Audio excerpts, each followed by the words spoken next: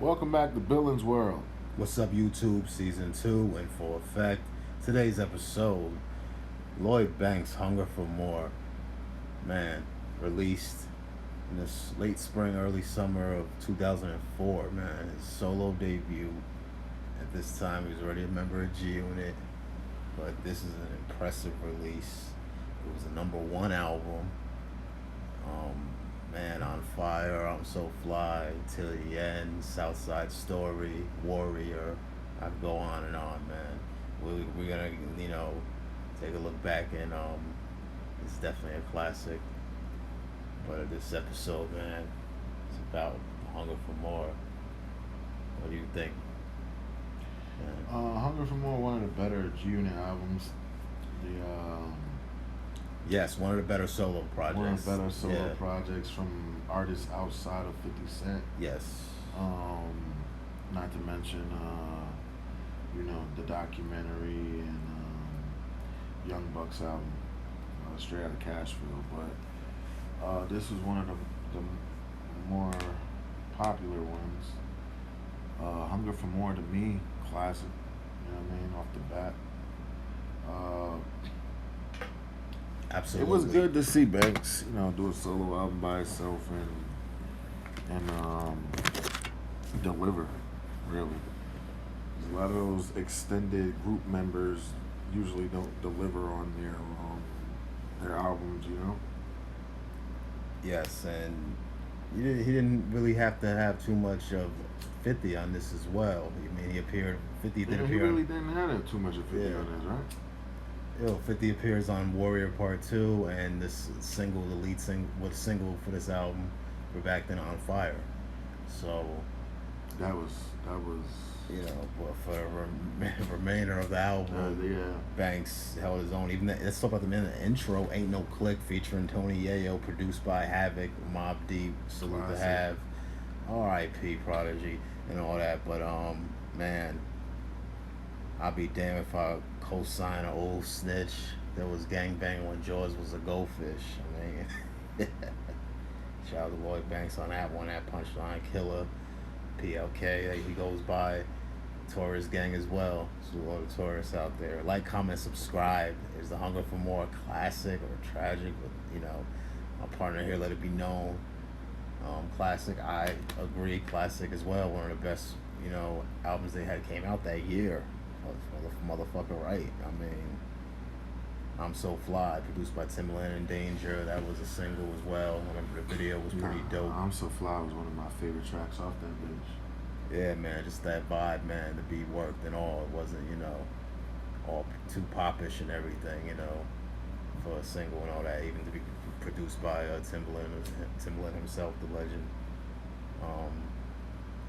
I have to say, man, I know a lot of cats fucked with Warrior, but me personally, I'm more of a fan of Part 2 and everything. And I remember hearing that at a stadium. I'm in a baseball stadium down in Florida at a Miami Marlins game, and they throw on Warriors Part 2, and everything is, it's just the beginning of the track, during, in between innings of the baseball game. I'm like, wow, to hear that and shit.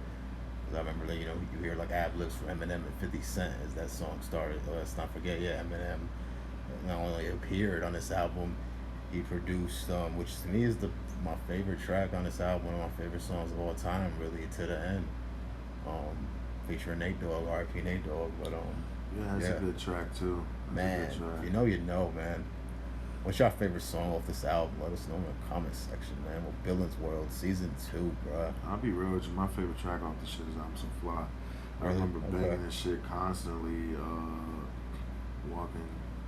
walking around just banging this shit. Things I'm are so fly. I must have fucked up like 2-3 bank CDs, like replaying that shit. Just flick it and cop another one. Reload. When the chips are down, man, and Game appeared. The Game was on that track. Yes, If You So Gangsta, I mentioned, If You So Gangsta was a favorite too. Around here, homie, we don't play. Yeah. I mean, just overall.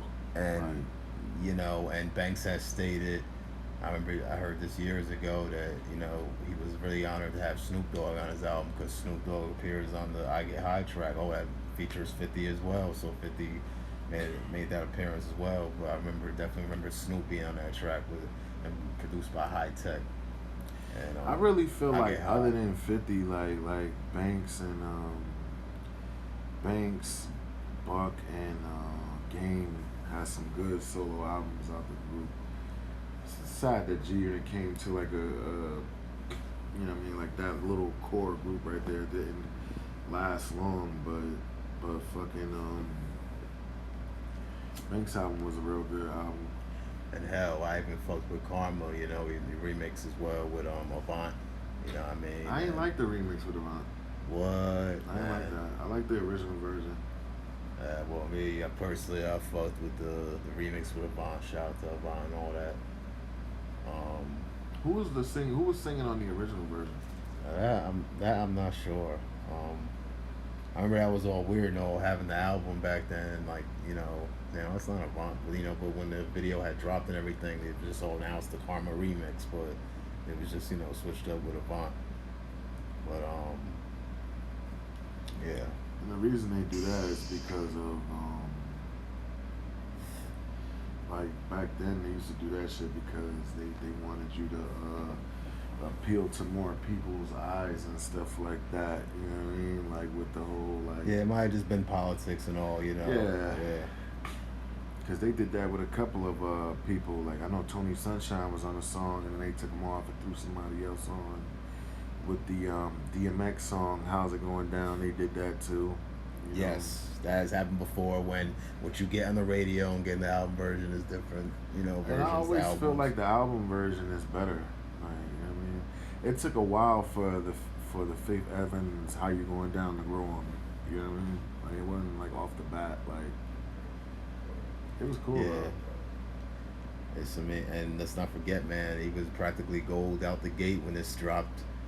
Multi-platinum album, man. Salute because it's Lloyd a good Banks. body of work all over. It's not just like one song or a couple of songs. I think like the whole album is a good body of work. Like, especially for like his style of music and etc. Like, the content was just real good. And if you like rapidy rap, you know what I mean, like lyrics and stuff like that, Banks definitely delivered on that. Hooks were good, you know what I mean? The beats were fire. And then he followed up this album years later with Hunger for More too. And I thought that one was pretty good too, you know what I mean? Yeah, absolutely. He showed he still had it. He never lost it. He just never had the opportunity to continue in a big light, in a big broad light. Like, after the whole little G Unit fallout and shit like that, what could he do? Hey, but he's back out now with new work, doing shows and all. But he was paying homage to this classic, 2004, The Hunger for More, Lloyd Banks. Go check that out. Yeah. Like, comment, subscribe. Anything else, man? I think I done said what I had to say. Yeah. I mean, like, I think this is one of the albums that don't get enough respect in hip hop and in the game as a classic hip hop album. When people talk about classic hip hop albums, you usually hear them talking about like the Biggies and the Tupacs and Kanye's and et cetera. But like, at the end of the day, let's keep it real. After Get Rich or Die Trying, right? This album kept that going. It kept that momentum going for G Unit. Yeah, and even prior before this was Beg for Mercy. Yeah. So. And it kept the momentum going. That's what I'm saying. Like, you had Get Rich or Die Trying, you had Beg for Mercy, and then you had Hunger for More. It kept the momentum going. It kept G Unit pumping, and I don't think this album gets enough credit as one of those classic albums. I mean, like, keep it real. Like, around that time, you were either listening to, you know, G-Unit, Dipset, or, you know, State Prop, Rockefeller. State Property, yeah. Yeah, and D-Block. D-Block, yeah. Terror Squad. Terror Squad, yeah. But there weren't a lot of classic albums out that year. Let's be real. But this is one of them. Yeah, this definitely, man, was one of the best of that year, for sure. This is one of them. Like, you gotta respect the body of work. He like, people were looking at him as a hype man, as a sidekick, as this, as that, but he kept he held his own on the album. Like, he held his own, and he put out a classic album. And for him to be such a fucking sidekick and all the rest of that, like, I don't see how when he delivered completely on the album. I mean, like, and then you have an album where he only had like 2-3 features from 50. It's not like 50 was on every track with like the Game album. The Game album, 50 was on a couple of them tracks. He made a couple of them hooks, you know what I mean? Absolutely. Which he did for everybody, so like, it's not like we're not picking on Game or anything like that. But like, let's keep it real.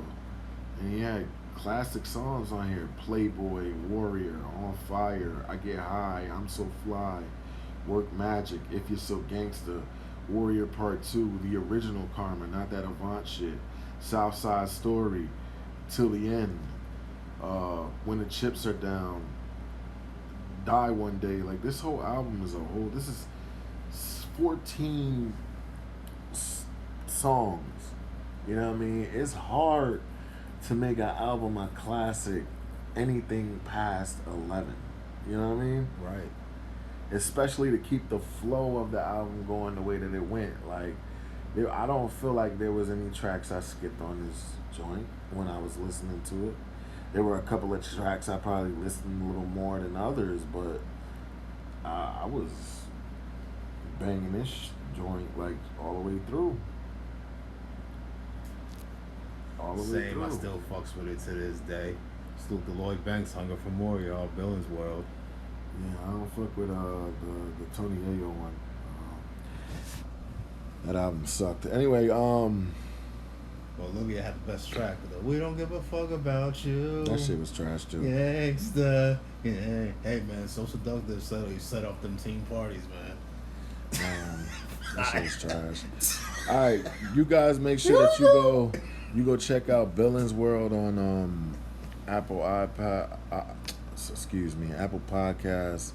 Spotify, iHeartRadio.